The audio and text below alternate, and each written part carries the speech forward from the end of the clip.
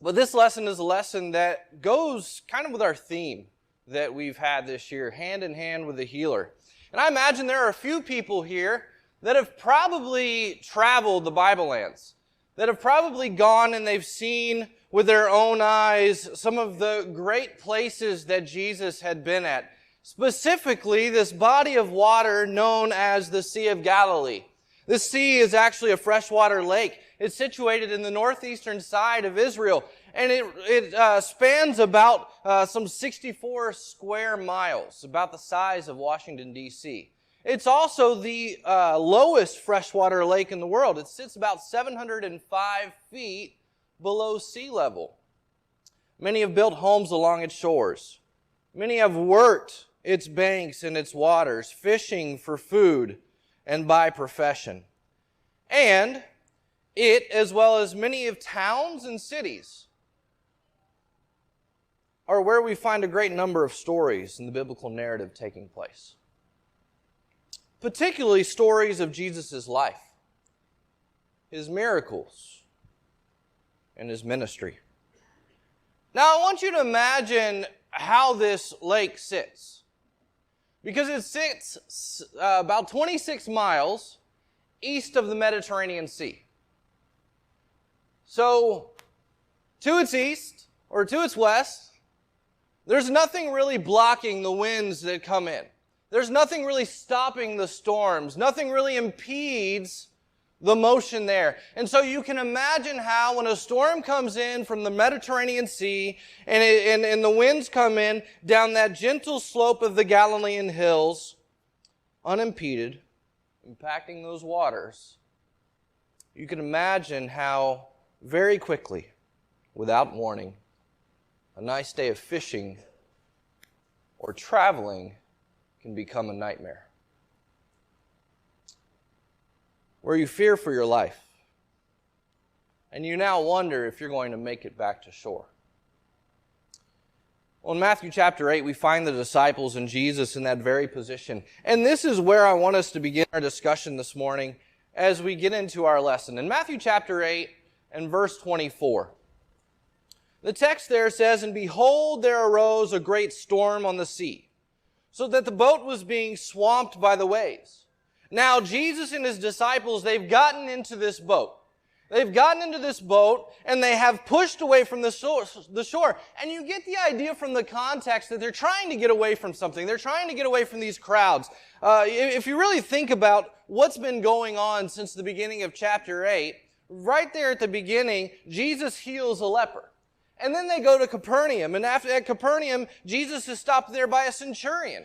And there, with that centurion, the centurion asked if you'll heal my servant. And so he's already done these two things. Then he goes to Peter's house. He finds Peter's mother-in-law there. She's not doing very well. He heals her, and then the crowds come. And Jesus finds himself healing that evening.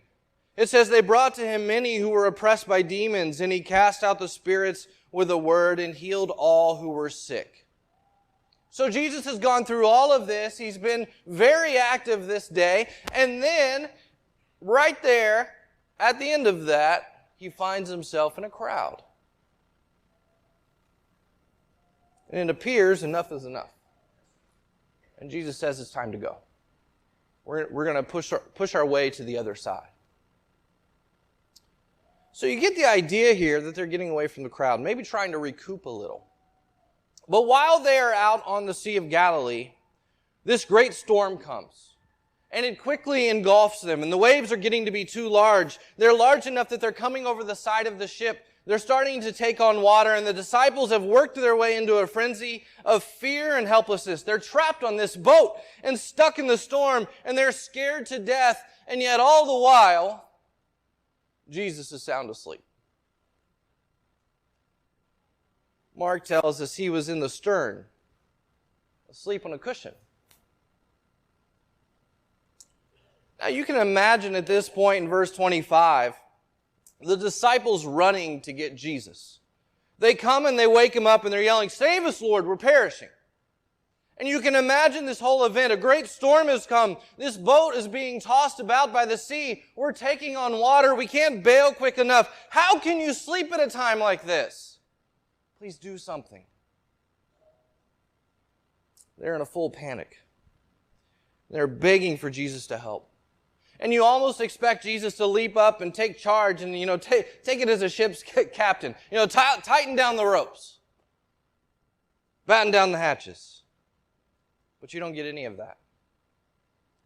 Instead, you can almost imagine a sadness, a disappointment. As Jesus turns to his friends and says, "Why are you afraid?" Of course, we can see why they would be afraid in this situation. We can see why we would be afraid in this situation, right? The winds are coming in and the waves are about to sink this boat. We're about to lose our lives here. Why shouldn't we be afraid? We can sympathize with this, right? This is a reasonable response, right? No. Not on this occasion.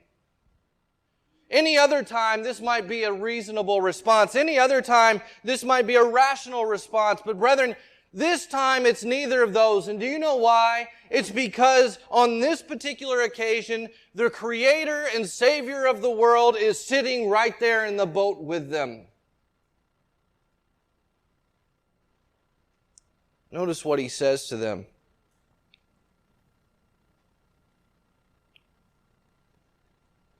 He says, "Why are you afraid?"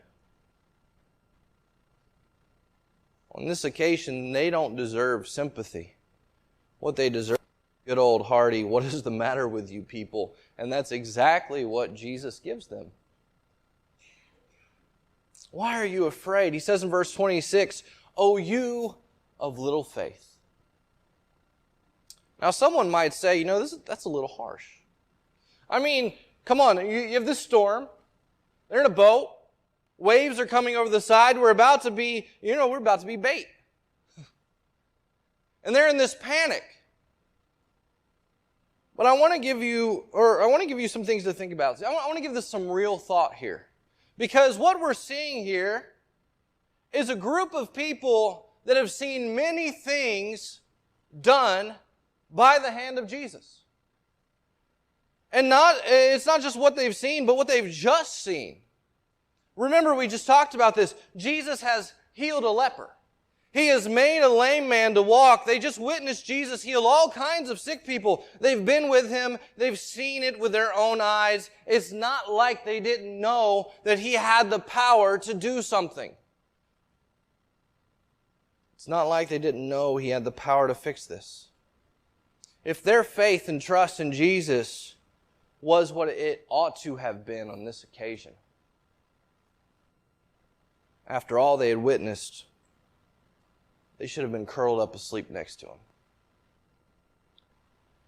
And yet, in their minds, tomorrow's headline is something like, "Storm overcomes boat carrying the Messiah."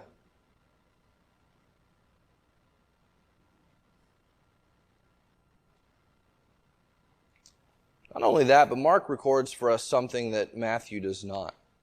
Something that makes their reaction even more shocking and really shows you how far off the reservation their minds have gone. Mark tells us that when they woke him up, they said to him, "Master, don't you care that we are perishing?"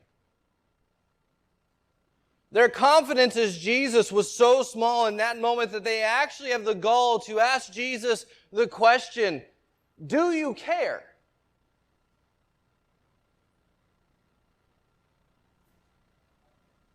So Jesus rebukes them for their lack of faith.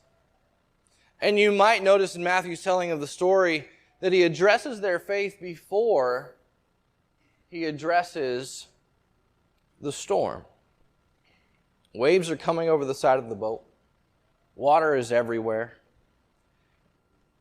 They think, we're about to die here.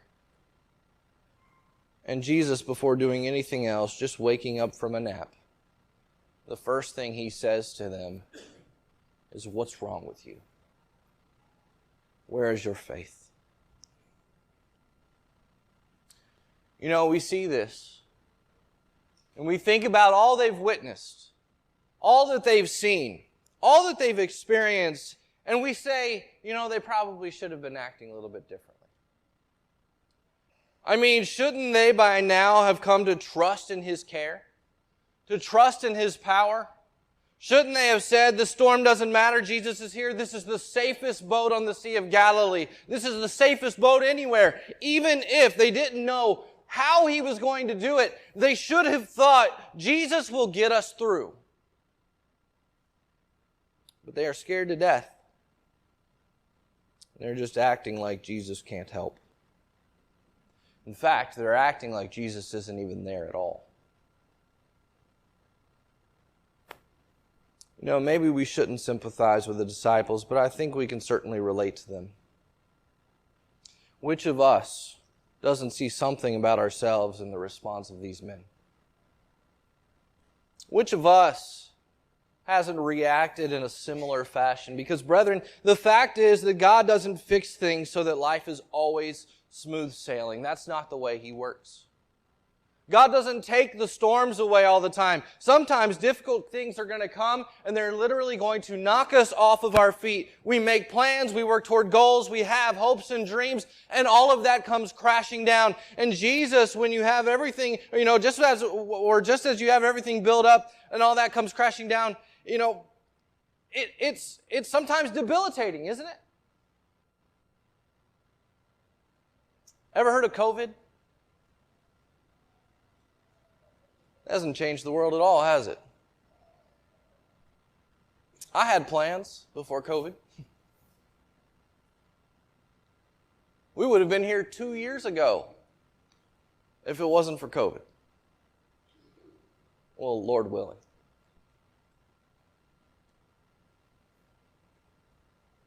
What do you do when bad things happen? When you lose someone?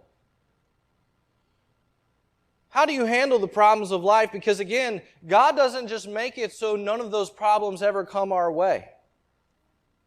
They're coming for each of us. Because that's just life. That's just how things work. And God is going to allow those storms to come. But you know what? He also promises that when they do, He's going to be there right in the boat with us. That He will ride out that storm. And that with Him, with us, everything's going to be okay one way or the other.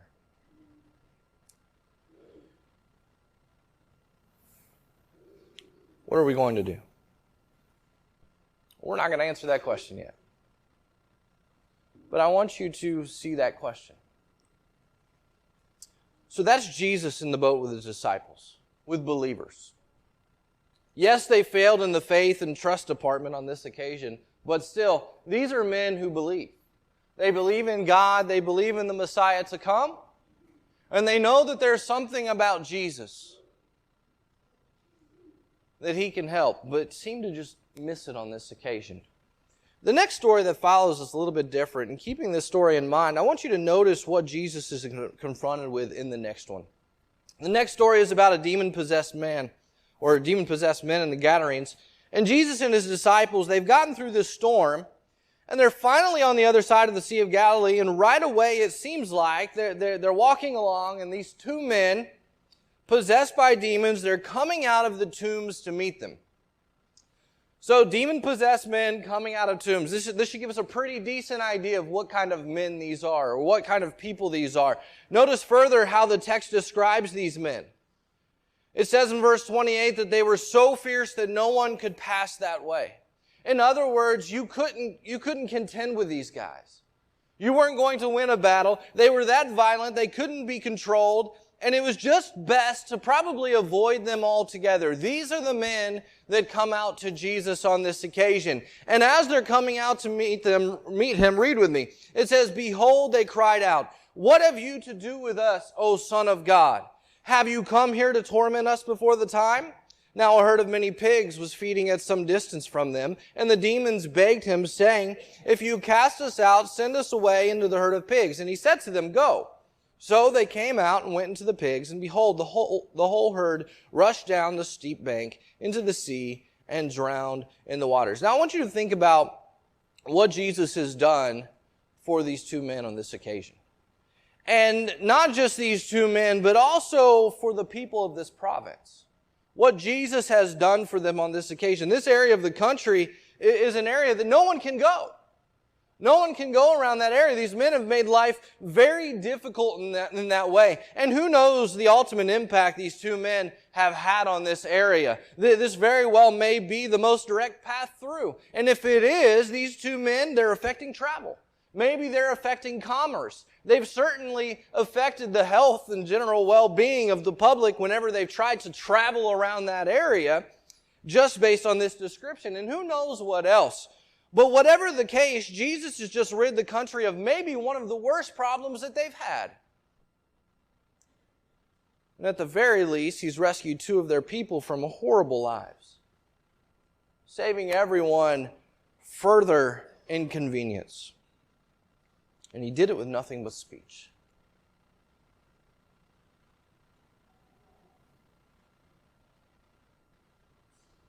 But brethren, our emphasis this morning isn't on the miracle. Yes, we need to see that. And that's an important part of this. But the miracle wasn't the emphasis in the first story, and it isn't now. No, what I want you to notice is that after Jesus does this great deed for this country, you would expect these people to come to Jesus and say thank you. You would expect for them to come and say, these two men, they've suffered so much, our friends, citizens of our country. They've suffered so much. This is such a great thing you've done for us. Our countrymen have returned to us, and we just thank you so much.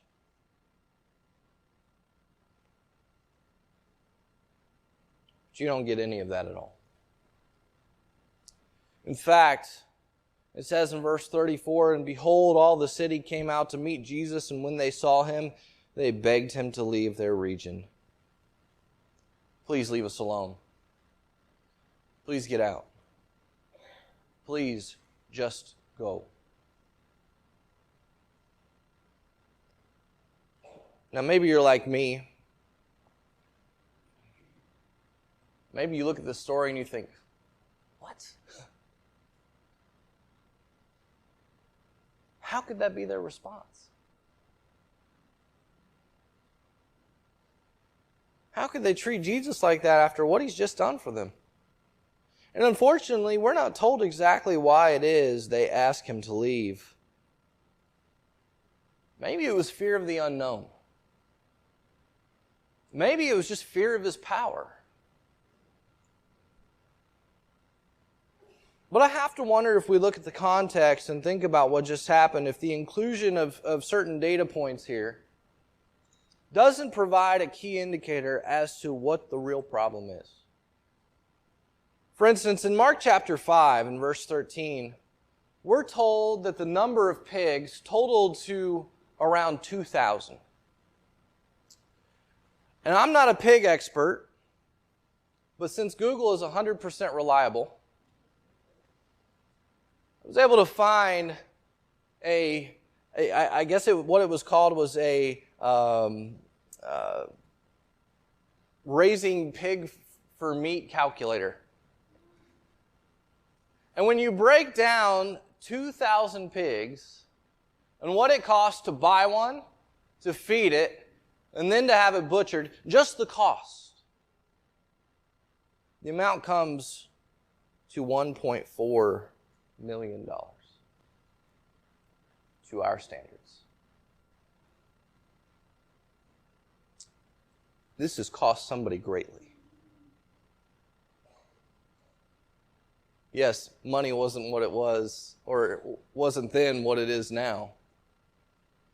But this has cost someone greatly.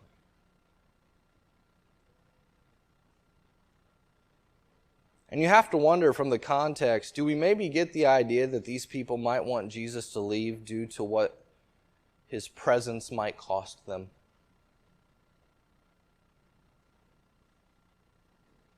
Because though two men were saved, again, this cost someone greatly. And when the news of what Jesus did began to spread and fear of loss begins to travel, It seems the country is swift to come and ask Jesus, please just go now. They're unappreciative of what Jesus has done for them. And they all get together and they just beg him to go. He's done this great deed, and they just ask him to leave.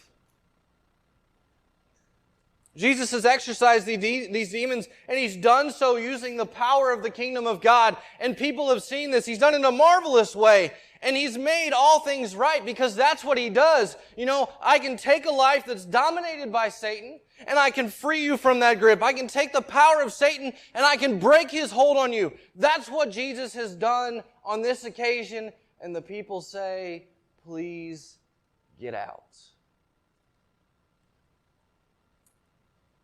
Is that not astonishing?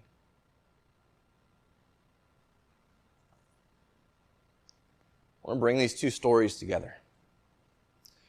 Because while these stories are very different, and we can see that, one really relates well to believers and one maybe relates better to unbelievers, there's something that these two stories have in common, something that gives our lesson purpose this morning. So here you go. When you consider the reaction of Jesus' disciples and the reaction of the people of the Gadarenes together, it becomes very clear that these people are so bogged down with their immediate, worldly, fleshly concerns that they render themselves completely incapable of recognizing who Jesus is and what he can do and what he's capable of and what he offers.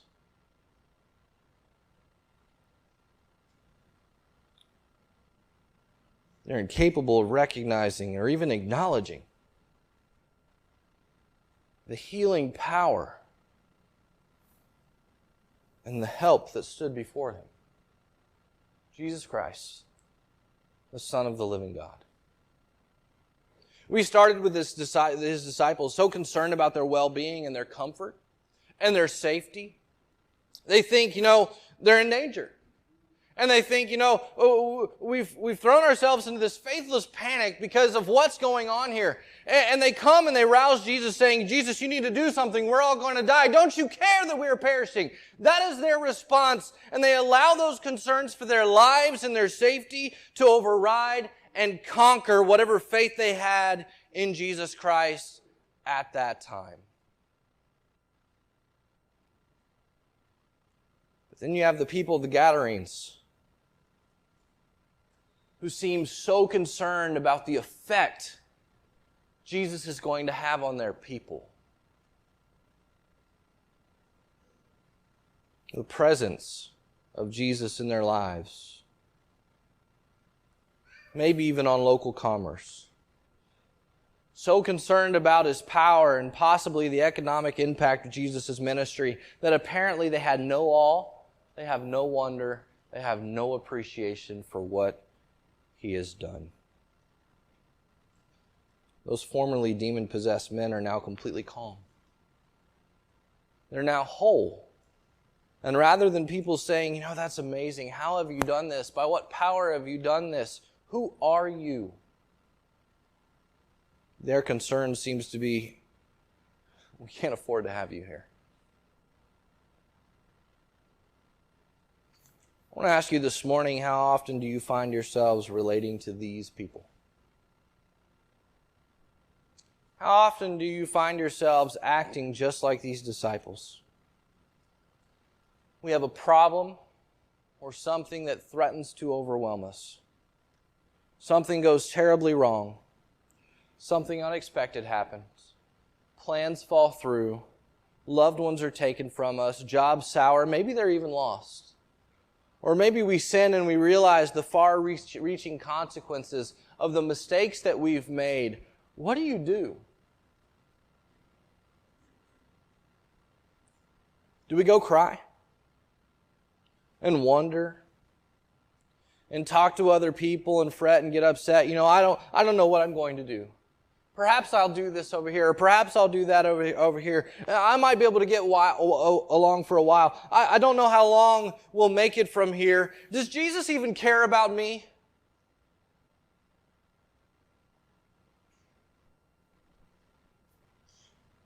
Our first thought is, I've got to save myself. I've got to regain what I've lost. I've got to do something. And we get into this panic mode. What am I going to do? And we go running around like these disciples. And we think, and we act, and we speak, and we make plans as if Jesus isn't even there in the boat with us. You ever find yourself doing that?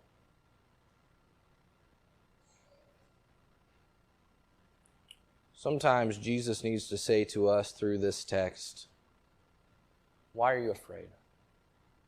What's wrong with you? Where's your faith? Go over in Matthew chapter 13. There Jesus provides a parable that's familiar to us. It's what we call the parable of the soils. And in chapter 13 and verse 22, Jesus says, as for what was sown among thorns, this is the one who hears the word, but the cares of the world and the deceitfulness of riches choke the word, and it proves unfruitful. Maybe that's our problem sometimes. The worries of the world and the deceitfulness of wealth, we trust in what we've got. We trust in our money. We trust in our friends. We trust in our possessions. We trust in everything except the one whom we ought to trust in. And then we get angry with God when it doesn't work out. You know, like these disciples, we ask ridiculous questions. Master, don't you care? Jesus, don't you care? Does Jesus care at all? Like we said and we see, God lets it happen. He doesn't make it stop storming until we show a little faith and until it serves his higher purposes. And what's more, he promises to be in the boat when the storm comes. In Hebrews chapter 4 and verse 16, the author's writing to a group of Christians who are facing persecution, and he gives them this direction. Let us then with confidence draw near to the throne of grace, that we may receive mercy and find grace to help in time of need.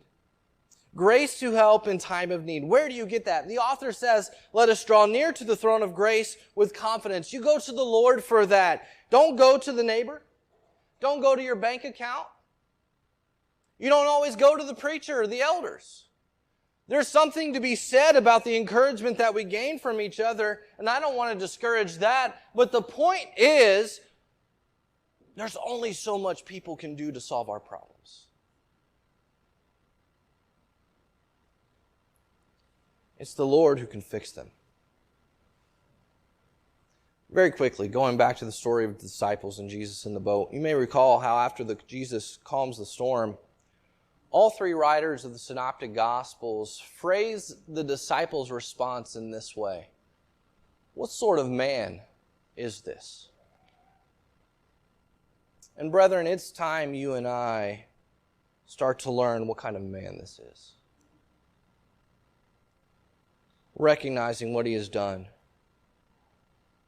Acknowledging his great power, putting our trust and our faith in him. And he gives us, all the ways to go about accomplishing this. In fact, Matthew 16:25, he said, for whoever would save his life will lose it, but whoever loses his life for my sake will find it. Brethren, in that statement is wrapped up the very thing that Jesus is trying to get across to his disciples there in Matthew chapter 8. If you're going to spend all your time and your energy just worrying about all the cares of this life, about your safety and your comfort, you're going to find out that you're going to consume your life with all these petty and trivial things, and in the end, you're going to have nothing to show for it. He who wishes to save his life, who is concerned about his own life and his own comfort and his own safety, he's going to lose those things. It's really one of the great paradoxes of Christianity. If you want life, you have to give your life up, right?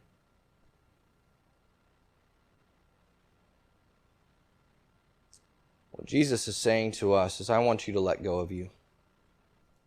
I want you to give me the reins of your life. Stop telling me to drive, but keeping one hand on the steering wheel. Put your faith in me. Trust in me. Because the one who will give up his life will find life. And that's what these disciples needed to learn on this occasion. And I suspect that's all what we need to learn as well. And the same thing, goes for the Gadarenes. They needed to learn that as well. That, yeah, maybe it might cost us something, but it's a small price to pay for what it brings, isn't it? Isn't it?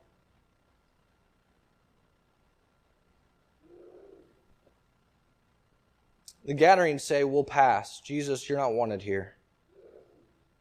We'll be fine without you. And they're people that are not willing to give up their grasp on themselves. Whatever the reason is, they don't want to give up the grasp on themselves.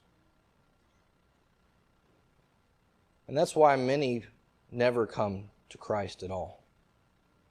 We may even have someone here this morning that the reason why you haven't come to Christ is because you don't want to give up to your grasp, because you're afraid that this might cost you too much. And I want to tell you something this morning. Let's be candid. Being a disciple of Jesus Christ will cost you something. It may cost you your job. It may cost you your friends. It may cost you your family. It may cost you everything that you have. At times, it's going to cost you some sleep. It's definitely going to cost you some energy. But the cost of following Jesus Christ, the sacrifice versus the reward, cannot be compared.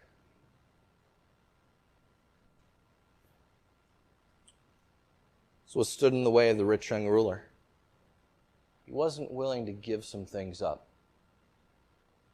And I imagine that's what stands in the way of many. Many are like that. They're not evil people, consumed by evil things, but they don't want to pay the price of discipleship. I appreciate your attention this morning. I know we've covered kind of a lot in a very short amount of time. But I want you to leave you with this. Jesus Christ is a very present help in time of need. And no matter what you go through in this life, no matter what little trials, tribulations that face you, whether hills or mountains, whether great storms, Jesus is right there by your side. Trust in Him. Have faith in Him. Give your all to Jesus. And let Him take control of your life. We'll have a prayer and a song, and we'll be released to our classes. Thank you. Thank you for connecting with us this morning. We're so thankful that you were able to do that. If you have questions, we'd love to have the opportunity to talk to you. You can contact us at www.thebibleway.com or questions@thebibleway.com. Questions@thebibleway.com. We'd love to have you in person. Come if you can, but thank you for connecting with us.